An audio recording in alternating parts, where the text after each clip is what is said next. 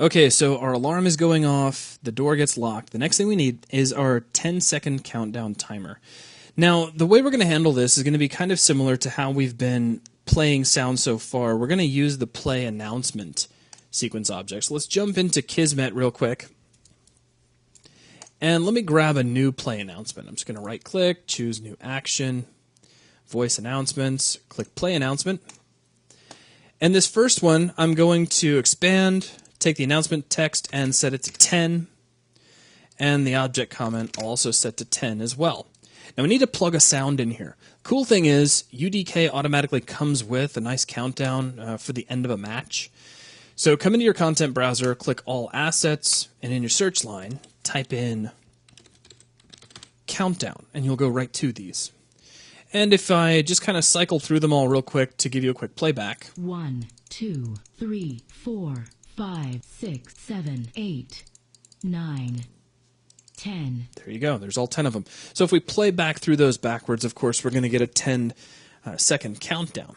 But there's a few things we need to keep in mind. One is how we can control how the countdown takes place. It's like, if you ever watched, the first example that comes to mind is a space shuttle launch. They don't necessarily count down in seconds to liftoff, and it's kind of a slower countdown. So you could do that as well. It doesn't necessarily have to be 1 second, and controlling timing here is going to be a critical factor. But first, let's get just a very simple countdown in place. So I'm going to open Kismet back up.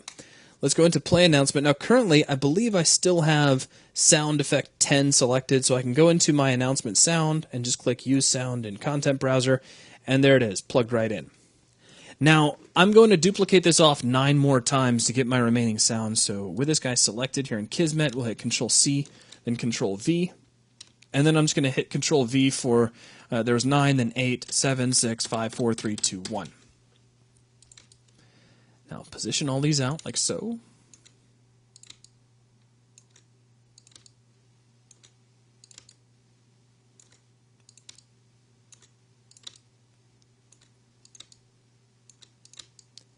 And there we go. Now, I need to get them all associated with the proper sound effect and change their comments. Now, the cool thing is all of those sound effects are named the same thing with just different numbers at the end. All you have to remember is that it's a 2-digit number. So we can take countdown 09 for the next one, but then I'm going to hit the down arrow key and set announcement text and object comment to 9 as well. So if you want, you can cycle through and do these on your own, or if you find yourself wanting to, track forward on the video, I can't say that I would blame you. I'll do 07 and 7 and 7. And then 06 and 6 and 6.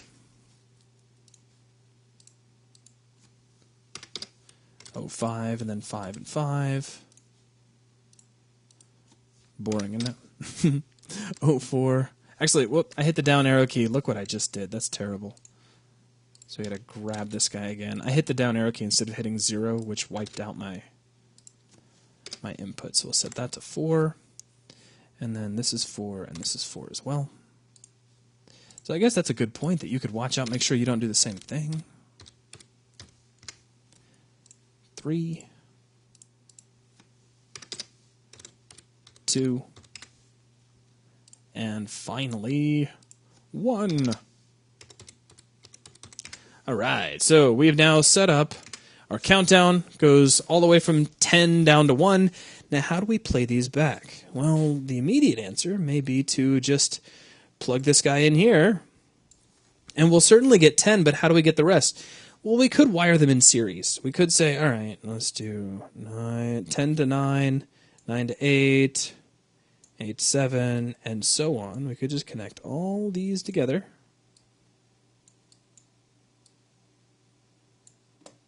And I missed one. There we go. You can plug from an input back to an output if you like. It doesn't matter. All right, so now let's give this a quick try. So we'll jump in. Now everything's still kind of in fast forward mode. There's no delay on the trigger, so I'm just going to spam through this real fast. We get our little warning. 10, 9, 8, 7, 6, 5, 4, 3, 2, 1. So she's counting down, but the actual visual cue just flew by really, really fast. There was no delay there whatsoever. And then the rate at which she spoke each number was dictated by how long it took her to say that number, which means you don't have a constant countdown.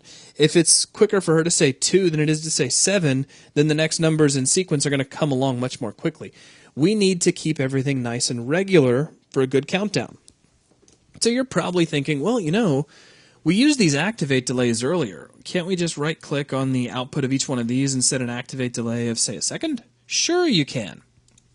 But now let's put yourself in a situation where your level designer comes in and says, hey, that's great, I really like that, but I'm thinking that the delay needs to be a little slower, so can we pull that down to maybe a second and a half?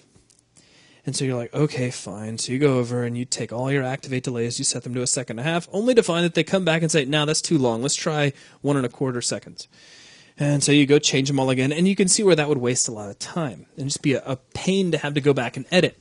What we're going to do instead is make use of a special type of switch called a delayed switch. So let's take just a moment and kill off all these wires just by alt-clicking on each one down the list.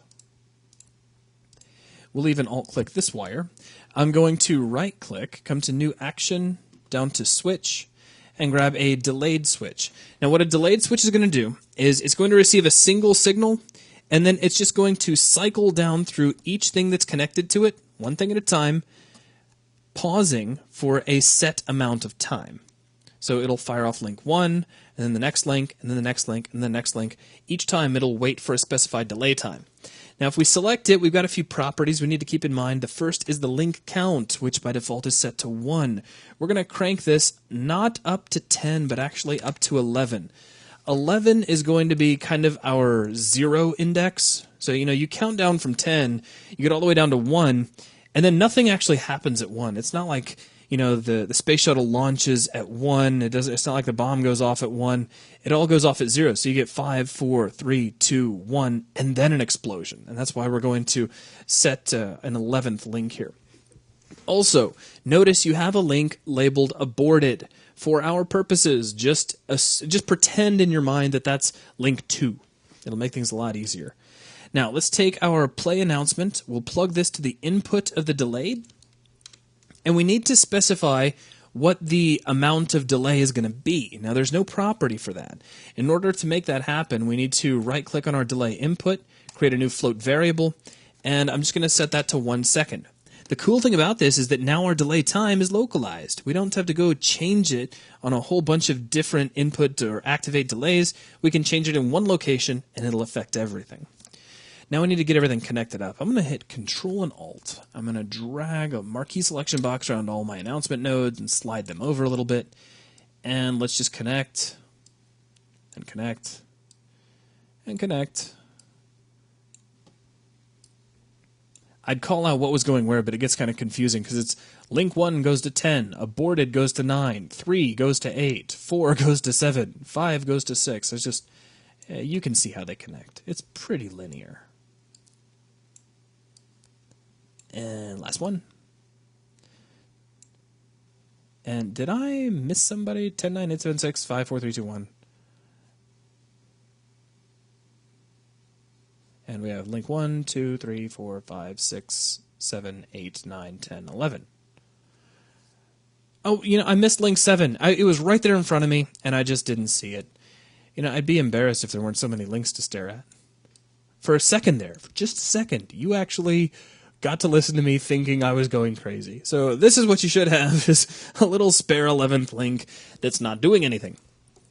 All right, now we need to try this out. So let's close out of Kismet, jump into our level, and once again, we're still in test mode, so I'm just going to zip through our initial stuff.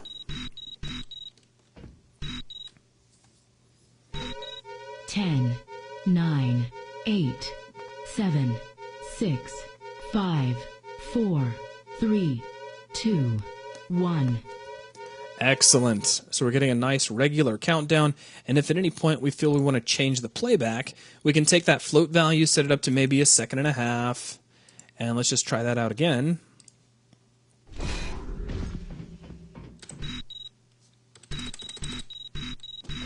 let's see how she counts this time. 10, 9, 8, 7. And you can see how that works. So if you want to build up a little more tension and slow down the countdown, you can certainly do that. And it's really easy to do now.